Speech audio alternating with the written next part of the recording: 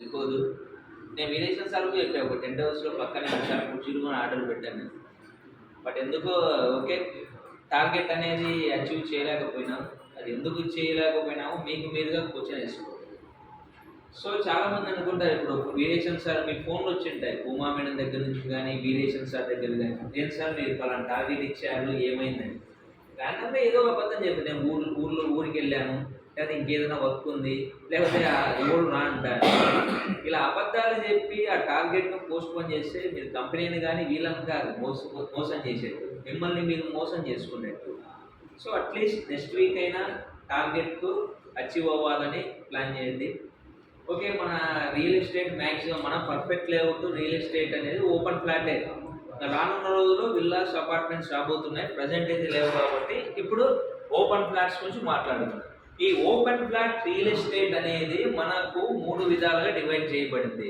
అంటే ఈ real estate market అనేది 3 విధాలు. ఒకటి sellers market, buyers market, emerging market. ఎంతమందికి తెలుసు ఈ విషయం? ఎనీవన్ ఈ 3 విధాల మార్కెట్ ఉందని?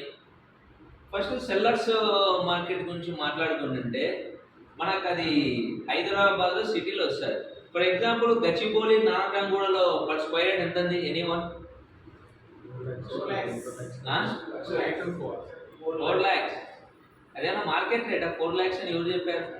అది అమ్మేటోని ఇష్టం. వాడు 4 లక్షలైనా అమ్మాల్సిందే, 10 లక్షలకైనా అమ్మినా కొనాల్సిందే. అక్కడ ఎవడు ఫిక్స్ చేయడు, అమ్మేటోడు ఇక్కడ hero. That is the power of the sellers market. ఇప్పుడు మొన్ననే కోకాపేట రాయదుర్గంలో ఎకరం 237 కోట్లు పోయింది. సో ఆ లెక్క ప్రకారం మీరు గజానికి క్యాలిక్యులేట్ చేసి చూడండి, దగ్గర దగ్గర 10 లక్షలు పలికినట్టు. That is the power of the sellers market. ఇక్కడ అమ్మేవాడు హీరో.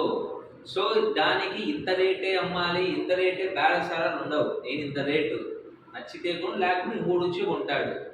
సో ఇక్కడ ల్యాండ్ తక్కువ, కొనేవాళ్ళు ఎక్కువ, అమ్మేవాళ్ళు తక్కువ. సో నెక్స్ట్ మనం బయర్స్ మార్కెట్ గురించి చూసుకున్నాం. సో మీరు చాలా చోట్ల మన సిటీ అవుట్స్కట్లో చూస్తాను, మీ యొక్క ల్యాండ్ అమ్మబడును, కొనబడును, బోర్డు కూడా మీకు కనబడుతుంటాయి. సో ఇక్కడ కొనేవానికి ఆప్షన్స్ మల్టిపుల్ ఉంటాయి. ఇక్కడ అమ్మేవాళ్ళు ఎక్కువగా ఉంటారు, కొనేవాళ్ళు తక్కువగా ఉంటారు. ఇక్కడ బేరాలు సాగుతారు. సో ఇది నువ్వు 10,000 చెప్తున్నావు, సో కొంచెం చూడు 9,000, 8,000 అని బేరమాడి ఇద్దరు అండర్స్టాండింగ్ మీద అమ్మకాలు కొనుగోలు జరుగుతూ ఉంటాయి. ఇక్కడ బయ్యర్స్ మార్కెటింగ్లో కొనేవాడు హీరో, కొనేవాడు చెప్పిన రేటు డిసైడ్ అవుతుంది. The power of the buyers market. Next emerging market అంటే మన కంపెనీలు వెంచర్స్ వేసేవి. ఇక్కడ ఫిక్స్డ్ ప్రైస్, కంపెనీ నిర్ణయించిన ధరకే మనకు అదే కస్టమర్స్ కొనడం అనేది జరుగుతుంటుంది. సో మన ఎమర్జింగ్ మార్కెట్లో ఇక్కడ అమ్మేవాడు బాగానే ఉంటాడు, కొనేవాడు బాగానే ఉంటాడు. ఎందుకంటే ఫర్ ఎగ్జాంపుల్ ఎకరం వాడు ఇది 1 కోటి రూపాయలకు 2 కోట్లకు కొని దాన్ని ఒక 100-200 ఫ్లాట్లు డివైడ్ చేసి అట్లీస్ట్ 4 to 5 CR ఎన్ని చేసుకొని వాడు ప్లాన్ చేస్తాడు కదా. సో బయర్స్ మరి తక్కువ బడ్జెట్లో వస్తుంది కదా.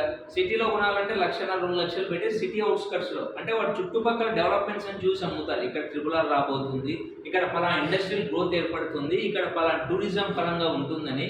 That is the emerging market. ఈ ఎమర్జింగ్ మార్కెట్ అనేది బయర్స్ మార్కెట్లో రావడానికి మినిమం 5 to 10 years పడుతుంది. అంటే మీరు అమ్మే ఫ్లాట్లు, మనం అమ్మే ఫ్లాట్లు ఉన్నవి ఎమర్జింగ్ మార్కెట్లో.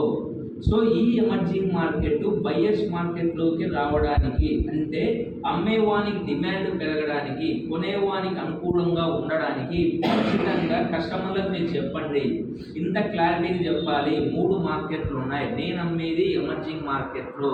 సో మినిమం మీరు 5 నుంచి 10 సంవత్సరాలు వెయిట్ చేస్తేనే మీరు ఉన్న ఫ్లాట్కు మంచి రిటర్న్స్ అనేది వస్తాయి. సో బయ్యర్స్ మార్కెట్ నుంచి సెల్లర్స్ మార్కెట్ రావడానికి before minimum 10 to 15 years time పడుతుంది. ఈ గచ్చిబౌలి నాగరాన్ కూడా నిన్న ఉన్న డెవలప్ అయినట్టు కాదు. ఫర్ ఎగ్జాంపుల్ మనం ఒక 20 years బ్యాక్ తీసుకుంటే అక్కడ ఒక అడవిలు, మీ హైదరాబాద్లో 20 years నుంచి ఎంతమంది ఉన్నారు అంటే నేను వచ్చి 5 to 6 years, ఇక్కడ ఎంతమంది 20 years నుంచి ఉన్న వాళ్ళు హైదరాబాద్లో? ఆ ఏరియా నాకన్నా మీకే బాగా తెలిసింది. ఎలా ఉన్నాయి సార్ ఆ ఏరియాలు? మరి ఇప్పుడు సో ఖచ్చితంగా టైం అనేది పడుతుంది. మీరు అమ్మేది ఒక బట్టలో లేకపోతే ఒక బాటిలో ఏదైనా వస్తువు కాదు. ఈ రోజే కొని లేకపోతే అవ్వడానికి. దట్ ఈస్ ద మీరు అమ్మేది భూమి, మీరు అమ్మేది ఆస్తిని అమ్ముతున్నారు. వాడికి వాడి యొక్క లెగసీని కొనసాగించడానికి ఆస్తిని అమ్ముతున్నాడు. ఒక సాధారణ మానవుడు ఇప్పుడు ఈ గచ్చిబౌలి నానకాం కూడా ఈ కూకట్పల్లి కొనడానికి ఉన్నాయి రేట్లు. సో దట్ ఈస్ ఇక్కడ 10 గజాలు కొనే రేట్లో కొంచెం దూరం కనుక పోతే వాడికి కావాల్సిన 200-300 గజాలు వస్తుంది. సో కస్టమర్స్కి ప్రస్తుతం ఎలా ఉంది, ప్రజెంట్ ఎలా ఉంది, ఫ్యూచర్ ఎలా ఉండబోతుంది, పాస్ట్ ప్రజెంట్ ఫ్యూచర్ ఈ మూడింటి కూడా ఓపిక్గా కస్టమర్ని కూర్చోబెట్టి ఎక్స్ప్లెయిన్ చేస్తే 100% కొంటాడు.